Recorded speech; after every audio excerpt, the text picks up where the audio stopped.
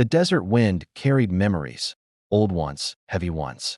Memories of mistakes, anger, deception, and separation.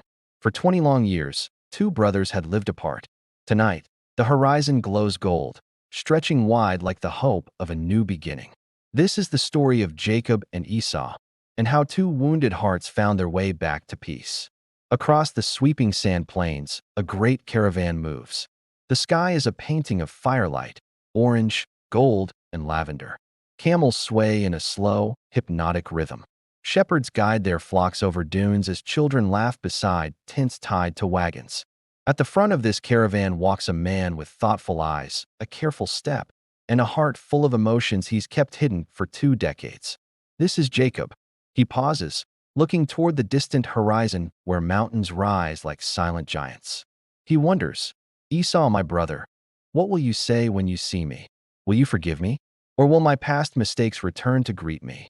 The wind sweeps across the sand, carrying with it a feeling of tension and longing. Before this reunion, there was rivalry.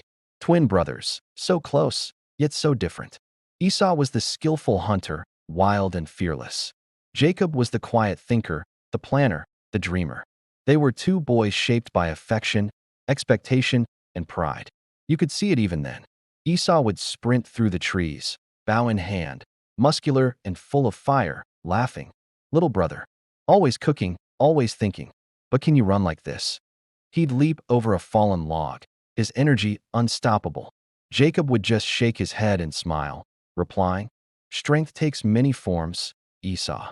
Their bond was strong, but misunderstandings would soon darken it. We remember the story. The blessing from their father Isaac meant for Esau, given to Jacob through trickery. We see Esau returning too late, the anguish of betrayal on his face, his roar of heartbreak echoing through the camp.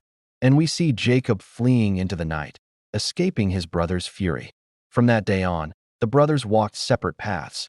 One carried the sharp pain of being wronged. The other carried the heavy weight of guilt. Now, 20 years later, the night before the reunion, Jacob's camp settles under a moonlit sky. Stars shimmer like scattered diamonds over a silent river.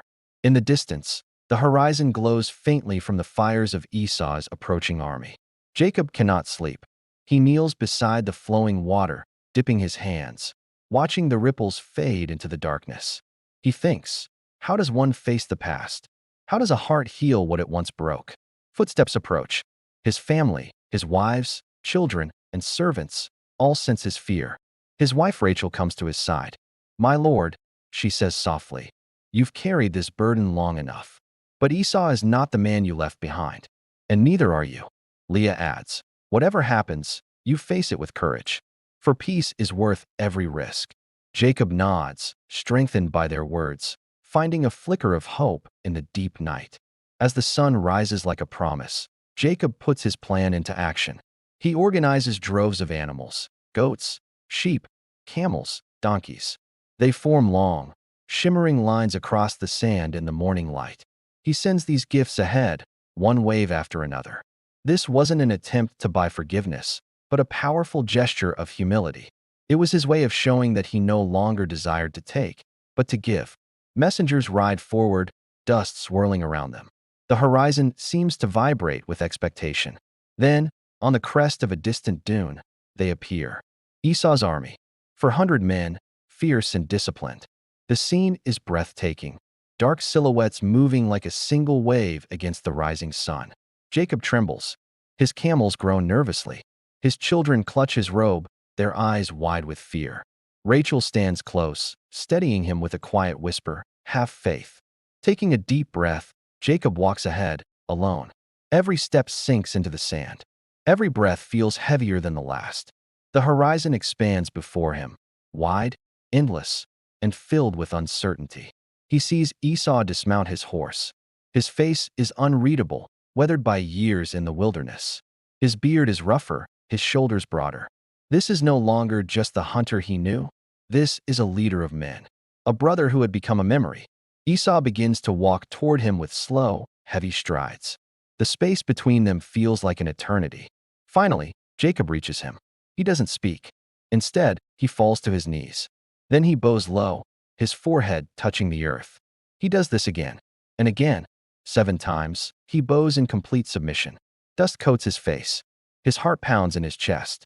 Finally, he looks up and says, "My brother, I am at your mercy." The world holds its breath. There is only the sound of the wind and the distant flapping of a banner. And then, Esau runs, not with anger, not with hatred, but with an overwhelming rush of emotion that has been buried for 20 years. He reaches Jacob, pulls him up from the ground, and wraps his huge arms around him in a powerful embrace. "My brother," Esau cries out, his voice thick with feeling. "My brother, I have missed you." Jacob is stunned. Tears stream from both their faces, washing away the dust and the years of pain. The horizon behind them seems to glow brighter, as if heaven itself is smiling down on this moment. Their men, who had prepared for a battle, watch in silent awe. The desert, once tense and heavy, suddenly feels lighter, warmer, and alive with a new kind of power. Forgiveness is not weakness. It is a strength greater than any army, and it brings a healing deeper than any wound. Later, at a peaceful oasis, Jacob's family approaches, his wives, his children, his servants, all bowing respectfully before Esau. But Esau just laughs warmly, his voice booming with joy. "These little ones, they are yours.